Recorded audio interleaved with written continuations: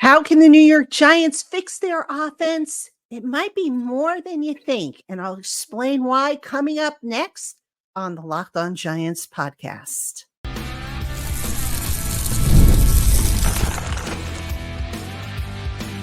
You are Locked On Giants, your daily New York Giants podcast, part of the Locked On Podcast Network, your team every day.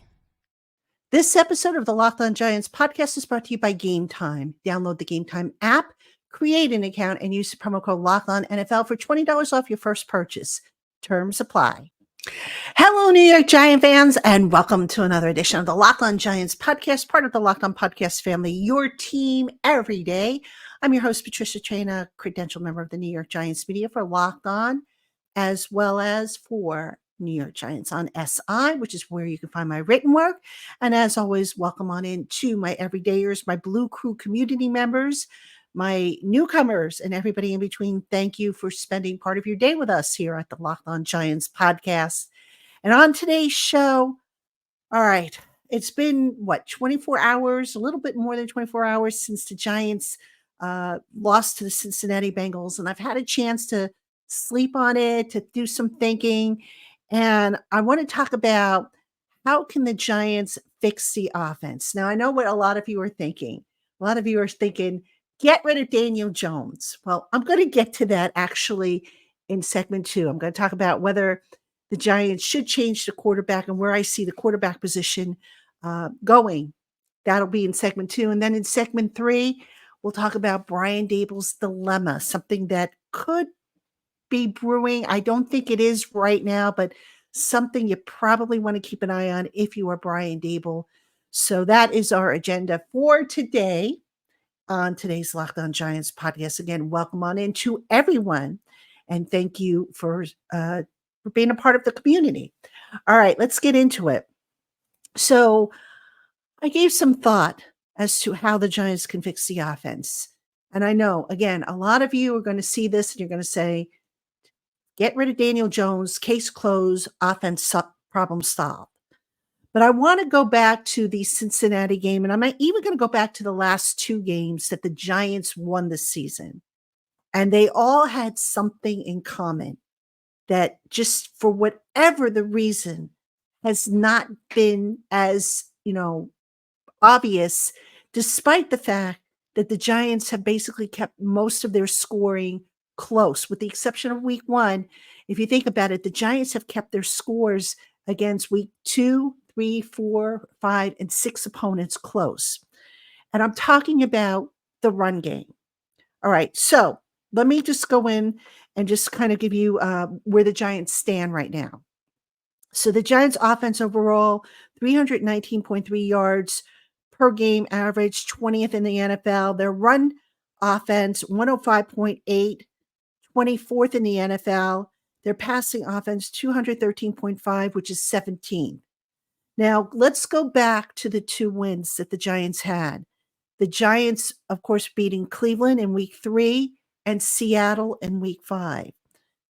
The run-pass balance for those 2 games. The first one against Cleveland, 32 runs to 34. 32 runs to 35 pass attempts. Kind of balanced, a difference of +3 in favor of the pass game. Against the Seahawks, 34 and 34. Balanced offense. And that, ladies and gentlemen, is not something we have seen a whole lot of from this Giants offense. There's this need on Brian Daboll's part to turn this into a pass-happy offense. And balance has always been the key, and I believe it will always be the key. And let me just, point something out. I went back and I looked at the quarter breakdown in the game against the Bengals. The first quarter, it was 2 runs, 10 passes. Second quarter, 8 runs, 5 of which were by Daniel Jones, 6 passes. The third quarter, 12 runs, only 2 by Daniel Jones, 9 passes. The fourth quarter, 9 runs, 4 of which were by Daniel Jones, 16 passes. Okay, now, why do I bring that up? Because in those 4 quarters, guess which one the Giants outscored the Bengals? Anybody want to guess? If you guessed the third quarter where the Giants outscored the Bengals 7-3, take a bow, ladies and gentlemen, because you would be correct. Now, here's the thing. The Giants, in my opinion, I think Daniel Jones is just programmed for whatever the reason to want to take on and do too much. It's like, okay, we're down. I got to make a play. And when he starts getting into that mode, he starts pressing and things don't come naturally to him. You see it with the running where he tries to push ahead and, lowers his head and his shoulder and tries to pick up every last yard he can. You see it in the passing game when he's throwing or forcing balls into tight windows that he really shouldn't be. He's taking on too much, in my opinion. Now, go back to 2022 when the Giants were 9-7-1, made the playoffs. What did they have that year that they kind of have gotten away from this year? If you said the running game, take a bow. Because remember, that year, Saquon Barkley was here. He was healthy, and the offense was far more balanced that year. Can we say the same for that being true this year? Mm-mm. Except for the 2 games that I mentioned, both of which are wins. So I believe that, you look at the play calling, and I know some of you have said, oh, Brian Daboll's play calling is a problem. I don't think it's a problem per se. I think some of his play calls are very creative. I like that he's gutsy and, will take chances. I don't always like when he takes the chances, but I like that he takes chances and he doesn't coach scared. But what I don't like is that they keep trying to force feed the passing game. And I get it, the receivers are the strength of the team. I get that. But you have a quarterback right now who is inconsistent and who benefited in 2022 from a solid run game. Now, the Giants don't have Saquon Barkley on the team anymore. I get that. But Tyrone Tracy has looked promising. All right. Devin Singletary, when he's healthy, promising. The run blocking has gotten better, I think, since, earlier in the season. So to me, there's really no reason why this shouldn't be more of a balanced offense, especially if the Giants defense manages to keep the game close, manages to keep that score within 1 score, which they basically did, if you think about it, through just a little over 3 quarters in the loss against Cincinnati. There was just no reason to abandon the run. And, if you go back and you look at Brian Daboll's history as a play caller, going back to when he was with Buffalo, it was the same thing. And, coaches everywhere will always say, oh, the idea is to keep a balanced offense. Well, why not do it? Talk is cheap, to quote the great Tom Coughlin. So that's, if you're looking for a way to fix the offense, I would start with the play calling and just the whole, selection, the balance between pass and run. Because right now, the Giants are just putting too much on Daniel Jones's plate. And Daniel Jones is feeling the pressure. You can see it based on how he runs and is almost kind of reckless with how he runs, with how he's trying to force balls into windows that he's got no business trying to throw. Take some of that off his plate if you really want to, have the guy be more consistent, build up his confidence, and make fewer mistakes and see what happens. All right, coming up next, a lot of people are saying it's time for a change at quarterback. Where do I stand on that? I will tell you right after this. Hey, Giant fans, you can start the season with a big return on FanDuel, America's #1 sports book. So when you get a hunch in the middle of the game, you can check out the latest stats, view live play-by-play, and so much more, all on the very same page where you place your bets. And right now, you'll get started with $200 in bonus bets guaranteed when you place your first $5 bet. Visit FanDuel.com to get started. That's FanDuel.com to download America's #1 sports book. Hey, Giant fans, Prize Picks is America's #1 daily fantasy sports app with over 5 million active members. Prize Picks is the only real money daily fantasy platform with an injury insurance policy so that your lineups stay in play, even if one of your players gets injured. You can now win up to 100 times your money on Prize Picks with as little as 4 correct picks, and you can get in on all the action during weekly promotions like Taco Tuesday, when Prize Picks discounts select player projections up to 25% to provide even more value for your lineups. Prize Picks puts its members first, so all your withdrawals are fast, safe, and secure. Get your payouts as soon as within 15 minutes after requesting them. So go on and download the Prize Picks app today and use the promo code LOCKEDONNFL and get $50 instantly when you play just $5. That's code LOCKEDONNFL on Prize Picks to get $50 instantly when you play $5. You don't even need to win to receive the $50 bonus. It's guaranteed. Prize Picks, run your game.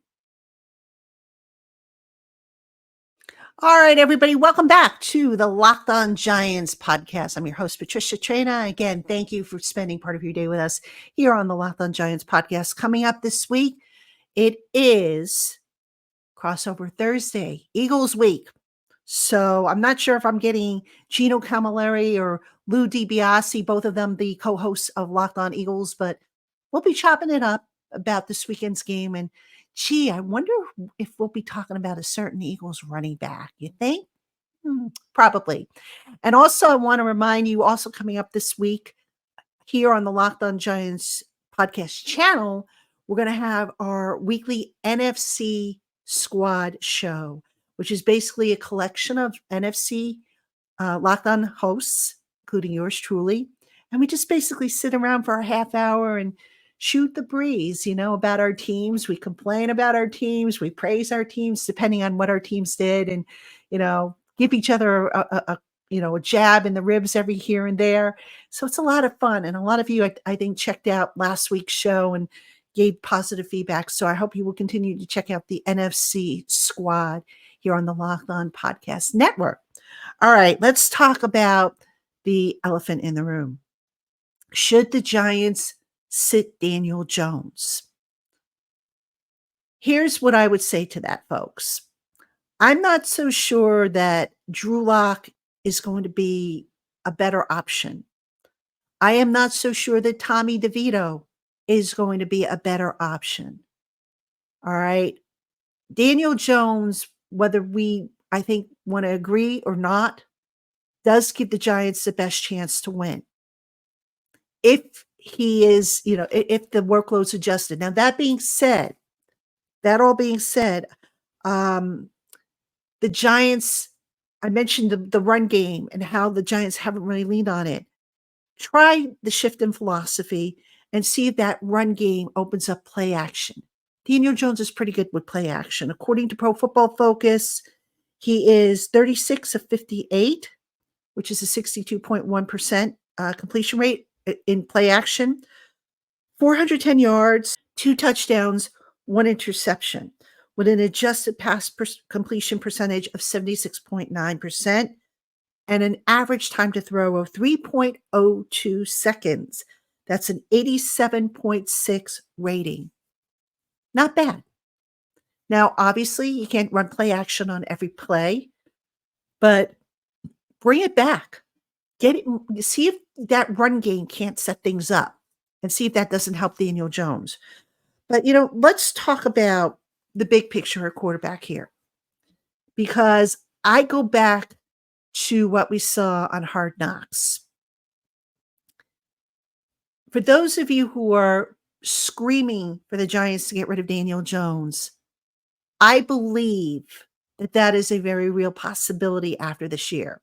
And not just because of the inconsistent play that we have seen, but here's, I'll go back to Hard Knocks. The Giants were all set to trade valuable draft assets, to move up in the draft to get one of those young quarterbacks. If you are convinced that Daniel Jones is your quarterback moving forward, regardless of, where he was in his rehab at the time, and, all signs were positive for his rehab. He was actually ahead of schedule. if you're convinced that he's your guy, you don't look to trade up and give away valuable assets. You just don't. And, we can look at this year's draft class for the Giants and say that Joe Shane hit a home run with it. But can you imagine if he had to trade up assets, who he would have missed out on? He probably wouldn't have gotten Tyler Newman, who leads the team in tackles. Maybe he wouldn't have gotten, he definitely wouldn't have gotten Malik Neighbors, who still leads the Giants in receiving yards and receiving touchdowns in Yak, despite missing 2 games. I mean, they would have missed out on a lot of key building pieces. So my point is that if you are convinced that your quarterback, the quarterback you have, is the guy moving forward, you don't even think about it. You say, okay, look, we know we have to protect ourselves, so we'll sign a veteran, which they did in Drew Lock, and we'll call it a day. And, Daniel Jones, like I said, he was always ahead of schedule in his rehab from that ACL. There was, not much doubt that he was going to be able to play this year. So that, to me, that told me that the Giants are still not sold on Daniel Jones. And I believe that, they figured, okay, look, it was too costly to trade up. So we pivot, we get the receiver. Now we have a key piece to our foundation. And we hope that the improved supporting cast around the quarterback makes a difference. Has it made a difference? Not consistently, it hasn't. Daniel Jones, weeks 2, 3, 4, and 5, looked like he was on the right track. And then he goes and he lays the clunker that he did in week 6. And you just can't have that inconsistency. You just can't. Which is why I believe the Giants ultimately are going to move off of Daniel Jones. Now at what point? I know a lot of you keep pointing out the injury history. You keep pointing out the injury guarantee. Yes, that is a big chunk of change, but I do think the Giants are potentially set up to where, if God forbid they have to absorb that, they can. It is not ideal if they have to. Obviously, you don't want to take on that dead money if you're not going to keep Daniel Jones on the roster. But they are set up next year to do that if they need to. And here's why they're set up to do that. Because they are building up draft picks. They're going to have, I believe, 2 comp picks, or they're projected to have 2 comp picks. I would not be surprised if there was a trade by the trade deadline where maybe they get additional draft picks. So if Joe Shane stocks up on draft picks, now he can fill in some of the remaining holes on this team. Cornerback, additional defensive line depth, maybe add another running back if you want. Maybe add another receiver, maybe add another edge rusher, because I don't think they'll bring back Azeez Ojulari. You're set up to do that if you add the draft picks. Now, again, you don't want to lose that kind of money. I think it's like $23 million guaranteed if Daniel Jones can't pass an injury or a physical. You don't want to lose that because that is a big chunk of change. But maybe it's just better, if God forbid it comes to that, just rip the Band-Aid off. Use your draft to fill in some more of the foundation and go from there. So to summarize, I do think that Jones is not going to be the quarterback next year for this team. I don't think that guy is on the roster just yet. Who that guy is going to be, too early to tell. I know everybody has their opinions about who they like in college football right now. Just too soon to tell. So, at this point, the Giants, I think, will stick with Daniel Jones at least through the bye week. I don't see them changing the quarterback at that point. But if they continue to slide down the tubes, then if you're Brian Daboll and you're Joe Shane, you really got to start thinking about it. Because, if you can have your cake and eat it too in this case, meaning if you can not put the $23 million injury guarantee at risk and still be able to have, a draft class, a healthy draft class, where if you need to move up to get your quarterback, then why wouldn't you? So we'll see how it plays out. It's still early. I know a lot of you are thinking, okay, the season's over and we're not even at Halloween yet. But that's why you line up and that's why you play the game, because maybe, just maybe, you never know, right? Any given Sunday and all that stuff. So anyway, coming up next, Brian Daboll has to be on alert for something that could potentially creep into the locker room. I don't think it will, but we have to talk about it all the same. And I'll tell you what that is right after this. Hey, Giant fans, if you're looking for those hard to get tickets to shows, concerts, and sporting events, look no further than to Game Time. Game Time makes finding the tickets that you want faster and easier than ever before, and they offer seats at competitive prices. With Game Time, there are no hidden fees. You'll know exactly what you're paying for before you check out. You'll get clear images of your seat views, and you'll also get event cancellation protection. And if you find tickets elsewhere in the same section and row for less, Game Time will give you 110% of the difference. So go on and get the tickets that you want. Download the Game Time app, create an account, and use the promo code LOCKEDONNFL for $20 off your first purchase. Download Game Time today. What time is it? It's game time.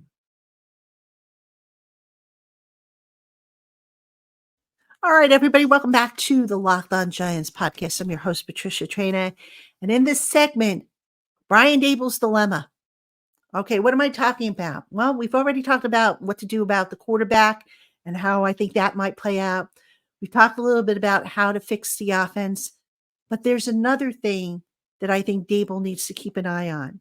Now, before I get into this, I want to stress, I don't think this will be a problem. And the reason why I don't think it'll be a problem is because the foundation in the locker room, the culture, yep, there's that word again, the culture is pretty strong.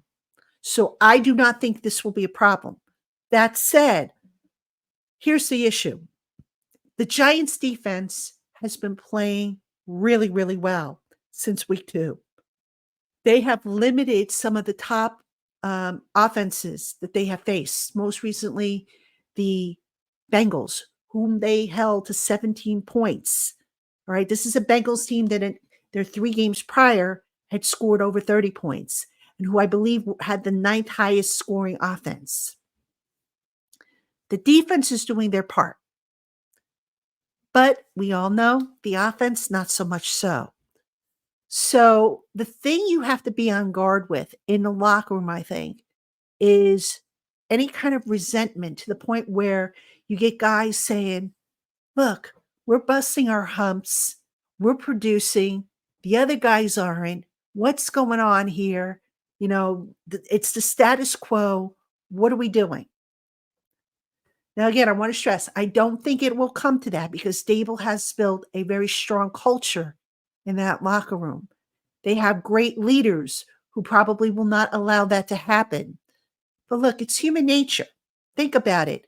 If you're in a job and you're busting your hump and you have a colleague who's just sitting back and not producing the way that you are, and you're sharing in, whether it be the revenue or, you know, you're losing money because the other guys aren't pulling their weight.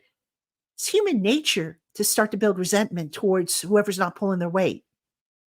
So that's something I think, you know, the Giants have to be wary of. Brian Daboll, though, has shown an ability to keep this team together. I mean, that was clear last year when everything was falling apart around the Giants. Now this year, the situation's a little different. They're not, knock on wood, getting ransacked via injuries. Yes, they have some injuries to some key players, Graham Gano, Jamie Gillen, Kayvon Thibodeau, but guys are stepping up and, you know, they're keeping it their part of the bargain, most of them at any rate. So it's not like you could say, all right, well, injuries are wrecking the team and, you know, we'll give it a pass. You have struggles on the other side of the ball. And I think that's why, you know, in order to keep this ship afloat and not have that division in the locker room, that's why Brian Daboll continues to point the finger at himself and say, hey, it starts with me. Because if he doesn't do that, if he turns around and he takes verbal swipes at the offense, at the quarterback, at the receivers, whatever, that's where it's going to get ugly. That's where you can say it's the beginning of the end. And Daboll is smart enough to know not to do that, regardless of how he feels. And look, there have been times when he has taken little subtle jabs at the quarterback. Did so after the game on Sunday night when he said, he made a statement about how Jones shouldn't have thrown the interception because of the decision he made. So you get little tiny hints here and there of frustration, which are enough to show the honesty, but at the same time say, look, if he's making these mistakes, it starts on me to teach guys and correct them. And I asked Daboll about that today. I said, look, you've got guys, and I didn't, I mentioned Jones, I mentioned the guys in general. I said, how do you adjust that? Because after a while, you can talk and you can teach until you are blue in the face. But if the problems still persist, what do you do then? And Daboll was just like, you just keep teaching, you just keep talking, you just keep communicating, and you hope for the best. So, if that's the plan, well, good luck with that. Because after a while, sometimes you can talk until you're blue in the face and it just doesn't matter. But Daboll obviously knows that locker room a lot better. He gets more than 45 minutes in that locker room than the media does every day. He knows his leaders. So I don't think it will be a problem, but still, it's something to keep an eye on because that's the last thing they need. And by the way, if that locker room were to splinter, that would probably be a strike against Daboll continuing onto a fourth season. So I don't see him allowing that to happen, but it's something you still got to keep an eye on because frustrations can boil up pretty quickly if the narrative doesn't change. All right, Giant fans, that is going to do it for this edition of the Locked On Giants podcast. Again, thank you for tuning in. We'll be back tomorrow with an all-new episode of Locked On Giants. See you then.